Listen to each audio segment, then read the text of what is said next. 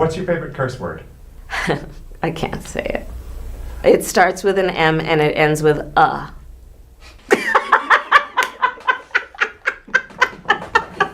Not ER.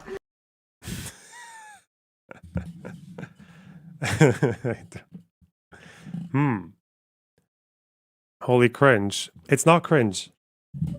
It's fucking slay. It's brat. Listen, this is America, okay? We don't care about fucking policies, okay? No one gives a fuck about policies. We care about vibe shit like this. I am not wrong. Like, what are you looking for in a president? What's your favorite slur? I don't know how to think about it. Probably the R slur, even though I don't really consider it that much of a slur. But okay. This is a message to the people of Lebanon. Do you remember when your country was called the Pearl of the Middle East? Oh my God, he's so fucking tone deaf. He's not saying this for Lebanese people, by the way. Maybe for diasporoids who believe this shit, but not anyone. Oh God. I do. I do. So what happened to Lebanon? A gang of tyrants and terrorists destroyed it. That's what happened. Lebanon was once known for its tolerance, for its beauty. Today, it's a place of chaos. Yeah? A place of war. Is that how the Christians treated the fucking Shia Muslims in the 60s and 70s? Tolerance. Bro. Israel withdrew from Lebanon 25 years ago. But the country that actually conquered Lebanon is not Israel. It's Iran. Iran, which finances and arms Hezbollah to serve Iran's interests at Lebanon's expense. Hezbollah has turned Lebanon into a stockpile of ammunition and weapons and a forward Iranian military base. Just one day after the October 7th massacre a year ago, Hezbollah joined the war against Israel. It launched an unprovoked attack on our cities and on our citizens. It has since fired over 8,000 missiles at Israel, killing civilians without distinctions, Jews, Christians, Muslims, and Druze. Israel has decided to put an end to this. We've decided to do whatever is necessary to return our people safely to their homes. Israel has a right to defend itself. Israel also has a right to win, and Israel will win. We've degraded Hezbollah's capabilities. We took out thousands of terrorists, including Nasrallah himself, and Nasrallah's replacement, and the replacement of his replacement. Today, Hezbollah... I wonder who brought all that war to Lebanon. Again, stop. Like, you cannot stop trying to sum Lebanon down to a fucking soundbite. You cannot do it. You're not allowed. It's not allowed. Like, conflicts are complicated. A lot of them are. Okay, but some of them you can kind of like you can simplify without betraying the facts of the matter. With Lebanon, you can't do it. Okay, stop. Just stop. Who brought all that war to Lebanon? Like, before Israel went into Lebanon, the PLO were in there, using Lebanon as a fucking base to attack Israel, right? And before that, you had fucking Christians and fucking Muslims fighting over the entire identity of the nation. No one... Lebanon... You don't need to bring war to Lebanon, okay? It is a very fucking... It is a horribly unstable country, like, just to its core.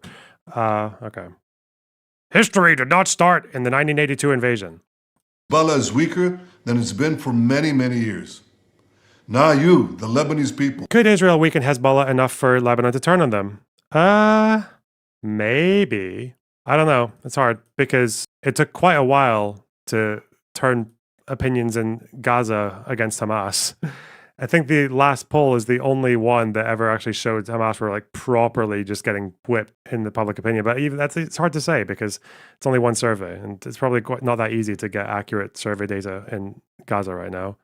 The problem is that Lebanon, like people in Lebanon might dislike Hezbollah, but you can dislike someone all you want, but having the means to actually do something about it is very different. Why were the borders drawn up that way? Partially because of colonial interest and partially because of bad decisions by Lebanese Christians, if you're talking about, yeah. The French colonial powers were not very good at drawing clear borders. You stand at a significant crossroads. It is your choice. You can now take back your country. You can return it to a path of peace and prosperity. If you don't, Hezbollah will continue to try to fight Israel from densely populated areas at your expense. It doesn't care if Lebanon is dragged into a wider war. Christians, Druze, Muslims, Sunnis, and Shiites All of you are suffering because of Hezbollah's futile war against Israel. Today I ask every mother and every father in Lebanon a simple question. Is it worth it?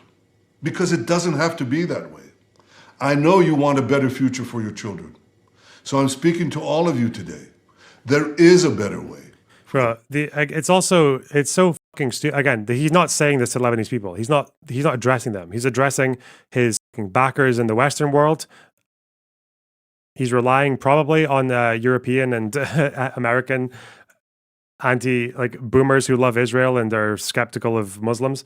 And yeah, because imagine if he was saying this sincerely. Imagine if he was saying this sincerely. Like, bro, your country can't even fucking deal with you can't even deal with Ben Gvir and Smotrich in your own government. You can't even deal with people who you have convicted terrorists in your government. Okay, you can't deal with that shit. Let alone you asking Lebanon to deal with Hezbollah. Like, it's so stupid. All right. A better way for your children, for your cities, for your villages, for your country.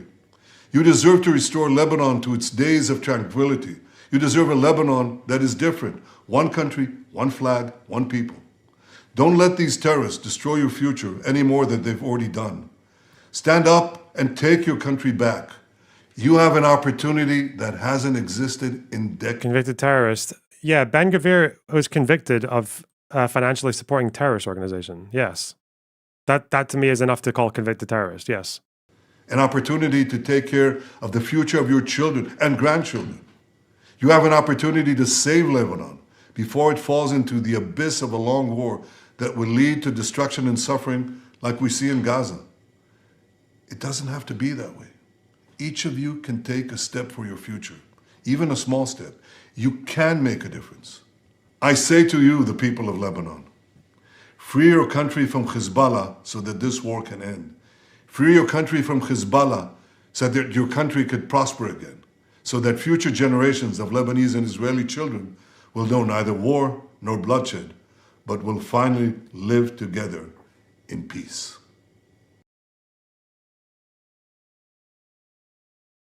It's so fucking cope laden. It's like he's just clinging on to this idea that this Israeli Maronite fucking Israeli Christian unity could still be a thing. I know even Ben Gurion had aspirations for this, and occasionally the Maronites would send messages to Israel through the UN, and they would give speeches and talk about how there was some kind of opportunity for mutual benefit and all that shit, but it never happened. It was never going to happen. Yes. Hello. Okay, so Salam you alaikum. mentioned Ben Gvir, and I remember the story, and I just posted in the side chat. They recently arrested a Arab teacher for what they call incitement, and what this teacher got arrested for is a dancing video. What this dancing video is she's been posting on TikTok or whatever. She's like a 40-year-old teacher who's been posting on TikTok every day, with music. It's a happy day for I don't know, past few months. And then it got to the date of October 7th. And obviously she posted again because she posts on almost every day or occasionally every few days in a different day. And then she posted that video. And they came and arrested her for incitement for saying that she was celebrating October 7th. And the way they arrested her, they blindfolded her. I've never seen a Jewish person get blindfolded while they're getting arrested. She's a teacher who taught in Nazareth. She is from Tamra. She's not from Nazareth. She teaches in Nazareth. She is from Tamra. I sent it in the side chat if you want to see the story. I don't see every newsletter, every website reporting this. There's a weird news website that I saw called Israel Time Ukraine Israel. This is the video. All right, gentlemen, I want you to repeat after me, just how I do it. Ready? I'm pretty sure the court ruled that she wasn't inciting or celebrating because she's posted several other days like this. Yeah, she's got a blindfold over. Okay. And Ben Yeah, she Gvir got fucking blind- tweets it. Okay. Yeah. So, but you know, he talks, but then he is like really quiet about, for example, today something happened in my town where there's two families that, like two girls that fought with each other and they actually like got in a physical confrontation with each other. So their brothers got into a fight with each other. And one of them ended up throwing a grenade at the other dude's house, and the grenade exploded on a bystander's car, brand new car. Nobody got injured from the grenade, thankfully. But you know, Ben doesn't give a shit about that because it has nothing to do with. And you know, no one's been arrested. Everyone knows who threw the grenade. No one's been arrested. Like this happened today, and there's no stories about it, no reporting, nothing. Two people are known who threw the grenade. No one's arrested, nothing. But he fucking gives a shit about this teacher dancing. It's like Okay. it's so fucking stupid. So what they're saying is, yeah, it's like because it says in the video, 7/10/2023, but then it turned out that this video had been uploaded well before the war broke out and may have just been simply reposted under the on Yeah, this day option it was on posted TikTok. like it was Okay. posted like 7 a.m. Right. like at 7 a.m. So like oh, it was so she before posted it. She posted it last year, and it came up again on her TikTok as an on this day. Yeah. Yeah. So like it was like she posted this video at like 7 a.m. So it was before all the news broke out about Hamas invading or killing anybody, or like people didn't know until like, for example, I woke up at like 10 a.m. and even then we didn't know that there was 3,000 Hamas in there. We knew that Hamas went into a raid. What's it called? Like we thought it was like a couple of Hamas guys. Like normally that's what Hamas did before. Yes, grenade is like a fucking shrapnel type of grenade where it explodes and it exploded under a car and the car exploded. So yeah, no one got injured. The car obviously exploded. Fucking glass nearby shattered, but no reporting, nothing on this. But everyone in the town knows who the fuck did it. And if everyone in the town, if I know who did it, the fucking police definitely know who did it. Was the arrest actually? So Ben Gvir actually personally ordered this arrest. Yes, he's fucking stupid. He's retarded. You It's so have these fucking annoying. Israeli podcasters or like people like it's not hard to find Israelis running around talking about how they should actually just like destroy Gaza and like wipe it off the face of the earth and shit. But Nobody yeah, gives a shit. And like any incitement against Arabs is not taken seriously. But even a hint, even a misunderstanding from an Arab is immediately like fucking punished. Wow. Yeah, and also she doesn't even teach in a fucking Jewish district. Alright, gentlemen, She I teaches want in you- Nazareth and she's Yeah. from How Tumblr. I do it. Ready? It's just okay. Rook turn. It's like it's so dumb. Is she teaching that fucking dress? Another good. Yeah, she's allowed to. Okay. Is something wrong with the dress? No, it's just Is there like It's a just, dress code abroad? it's drip. Alright, And look, look at the fucking pictures they're taking of her handcuffed and blindfolded in front of the Israeli flag. What the fuck is this? yeah, it's fucking mental. I don't Wow. think there's any confirmation about her reposting it or something or whatever.